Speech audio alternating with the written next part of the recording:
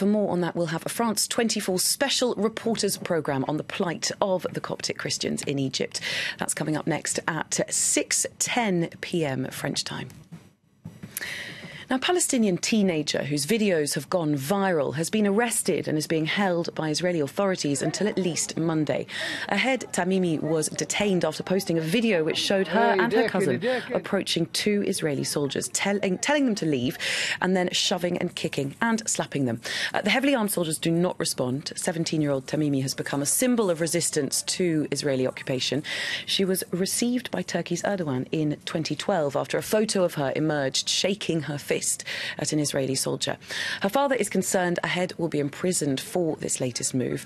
Well, to discuss this, I'm joined in the studio by Bertrand Elbron. He's the president of the French Association for Palestinian Solidarity. Lovely to have you with us. I want to start with, for our viewers who may not be familiar with this particular story, what has Ahed Tamimi come to represent for the Palestinian movement? Yes, you know, the village of Nabi Saleh itself has been resisting to the occupation and colonization for nearly 10 years. The colony, the settlement of Al-Amish, was established in 1977, and they stole the last spring of water in 2009, and then the resistance started.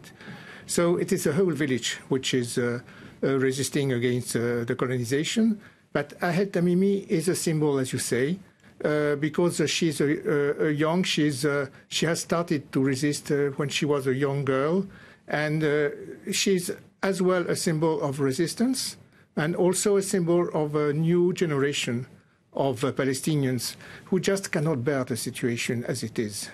Well, her father, Bassem Tamimi, has spent time in prison for apparently inciting youths to throw stones at Israeli soldiers. Israel, for their side, now accuse the Tamimis of using Ahed, a child, now a teenager, as part of their sort of propaganda. I mean, Michael Oren, the former Israeli ambassador to the US, has even gone so far as to say it amounts to human rights abuses. What do you say to that?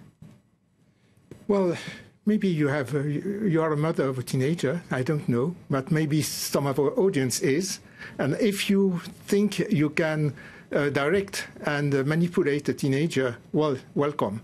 No, I think that Ahed has her own anger in herself, because all her childhood was with the settlement in front of her village, with the army going into it, with her father missing because he was in jail, her uncle shot by the Israeli army, shot dead.